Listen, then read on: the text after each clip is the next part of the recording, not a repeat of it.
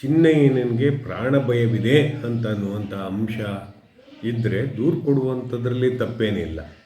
ಅವ್ರ ಜೊತೆಯಲ್ಲಿ ಡೆಲ್ಲಿಗೆ ಹೋಗ್ಬೇಕಾದ್ರೆ ಪ್ರಾಣ ಭಯ ಇಲ್ಲದೆ ಇರುವಂತಹ ಅಂಶ, ಅವ್ರ ಜೊತೆಯಲ್ಲಿ ಒಂದೇ ಮನೆಯಲ್ಲಿ ಊಟ ಮಾಡಬೇಕಾದಾಗ ಇದ್ದ ಪ್ರಾಣ ಭಯ ಇಲ್ಲದೇ ಇರುವಂಥ ಅಂಶ, ಅವರ ಜೊತೆಗಳಲ್ಲಿ ಹೋಗಿ ಆದಿಚುಂಚನಗಿರಿಯ ಮಠಾಧೀಶರ ಮುಂದೆ ನಿಂತ್ಕೊಳ್ಳುವಾಗ ಇಲ್ಲದೆ ಇರುವಂಥ ಅಂಶ, ತಿಮ್ರೋಡಿಯ ಮನೆಯಲ್ಲಿ ಅಷ್ಟೊಂದು ಮಾತುಕತೆ ಆಡಿದಾಗ ಇಲ್ಲದೆ ಇರುವಂಥ ಅಂಶ, ಸೀರಿಯಲ್ ರೀತಿಯಲ್ಲಿ ಮಾತಾಡ್ಕೊಂಡು ಬಂದಿದ್ದಾನಪ್ಪ.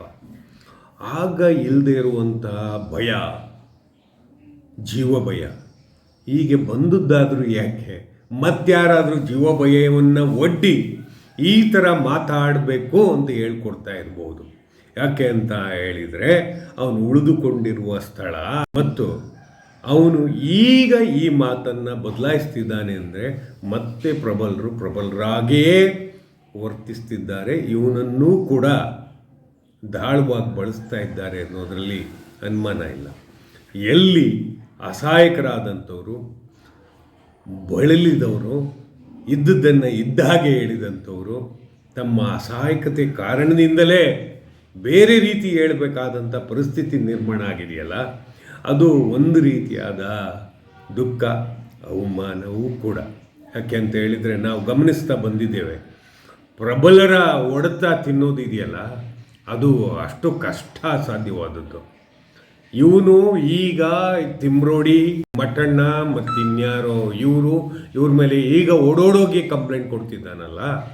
ಈ ಹಿಂದೆ ಇದೇ ಪೊಲೀಸ್ ವ್ಯವಸ್ಥೆಯು ಕೂಡ ಇಲ್ಲಿಗೆ ಹೋಗಿ ಅಲ್ಲಿಗೆ ಹೋಗಿ ಅಂತ ಮಾಡ್ತಿದೆಯಲ್ಲ, ಅದೇ ರೀತಿಯಾಗಿ ಸುಂದರಿಯೊಬ್ಬಳು ಕೊಟ್ಟಂತಹ ದೂರಿದೆಯಲ್ಲ, ನಾರಾಯಣ ಸಾಫಲ್ಯ, ಯಮುನಾ ಸಾಫಲ್ಯನ ವಿರುದ್ಧ. ಆ ದೂರಲ್ಲಿದ್ದ ಒಬ್ಬ ಖಳನಾಯಕನಿದ್ನಲ್ಲಪ್ಪ, ಅವರಿಗೆ ಯಾವ ರೀತಿಯ ದೂರನ್ನು ಈ ಪೊಲೀಸ್ನವರು ದಾಖಲಿಸಿದ್ದಾರೆ ಅದನ್ನು ನಾವು ಅರ್ಥ ಮಾಡ್ಕೊಬೇಕು. ನಿಜವಾಗಿಯೂ ಬೊಟ್ಟು ತೋರಿಸುವ ವ್ಯಕ್ತಿಯ ಮೇಲೆ FIR ಆಗಲೇಬೇಕಿತ್ತು, ಪ್ರಥಮ ವರ್ತಮಾನ ವರದಿ ಆಗಲೇಬೇಕಿತ್ತು. ವರ್ತಮಾನದ ವರದಿಯೇ ಇಲ್ಲ. ಇನ್ನು ಇವನ ಪರಿಸ್ಥಿತಿಯಲ್ಲಿಯೂ ಕೂಡ ಹೀಗೇನೆ ಆಗೋದು. ಸುಮ್ಮನೆ ಯಾರ್ದೋ ಅವ್ರ ಮನೇಲೇ ಊಟ ಮಾಡೋದಂತೆ, ಅವ್ರ ಮನೇಲೇ ಉಣ್ಣೋದಂತೆ, ಅವ್ರ ಮನೇಲೇ ಸೀರಿಯಲ್ ಕತೆ ಬರೆಯೋದಂತೆ, ಅವ್ರ ಮನೇಲೇ ಎಲ್ಲವನ್ನು ಮಾಡಿ ಈಗ ಎಲ್ಲರನ್ನೂ ಇಕ್ಕಟ್ಟಿಗೆ ಸಿಗಿಸುವ ಪರಿಸ್ಥಿತಿ ಇಲ್ಲ. ಇವನ ಮೇಲಿನ ನಂಬಿಕೆಯಿಂದಲೇ ಅವರು ತಮ್ಮ ಮೇಲೆ ಬರಬಹುದಾದ ಅಪಾದನೆಗಳನ್ನು ಒತ್ಕೊಂಡಿದ್ದಾರೆ.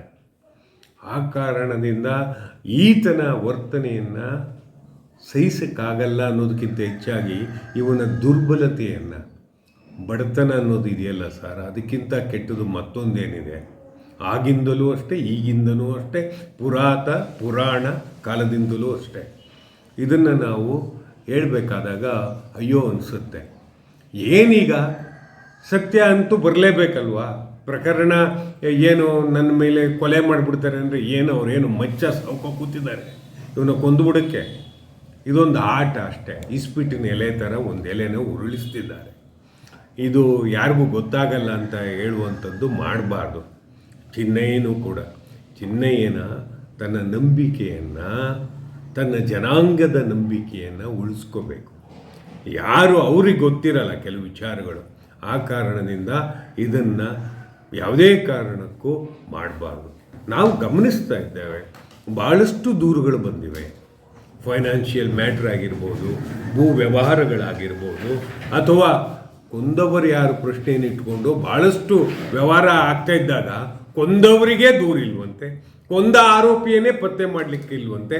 ಆದರೆ ಮತ್ಯಾರನ್ನೋ ನನಗೆ ಕೊಲೆ ಬೆದರಿಕಿದೆ ಅಂತ ನನಗೆ ದೂರ ದಾಖಲಾಗುತ್ತಾ? ಆದರೂ ತೊಂದರೆ ಇಲ್ಲ. ಯಾಕೆ ಅಂತ ಹೇಳಿದರೆ ಆ ಥರದ್ದು ಯಾವುದೂ ನಡೆಯಲ್ಲ ಸರ್. 108 ಕೊಲೆಯನ್ನು ಮಾಡಿದ್ದೇನೆ ಅಂತ ಹೇಳಿ ಹೆಂಗೆ ಹೇಳ್ಬಿಡೋಕ್ಕೆ ಸಾಧ್ಯ? ಜ್ಞಾನ ಇದೆ, ವಿಚಾರ ಇದೆ, ವಿವೇಕ ಇದೆ.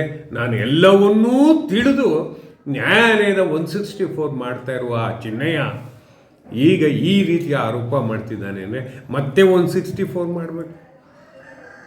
ಇದೆಲ್ಲ ಏನು ತೋರಿಸ್ತಾ ಇದೆ ಅಂದರೆ ನ್ಯಾಯವನ್ನು ಮತ್ತಷ್ಟು ದೂರಕ್ಕೆ ಜಿಗಿಸುವ ಕೆಲಸ ಅಷ್ಟೇ. ಓಡಿಸುವ ಕುದುರೆ ಆಗಿರ್ತಾರೆ ಇವರು. ಅದರ ಚಾಟಿ ಬೇರೆಯವರ ಕೈಲಿ ಇರುತ್ತೆ ಅನ್ನೋದು ಸ್ಪಷ್ಟ.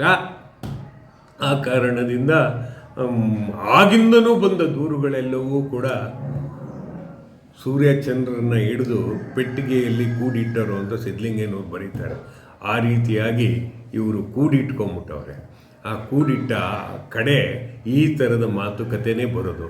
ಬೇರೆ ಮಾತುಕತೆ ಬನ್ನಿ ಅಂದರೆ ಹೆಂಗಾಗತ್ತೆ ಸರ್?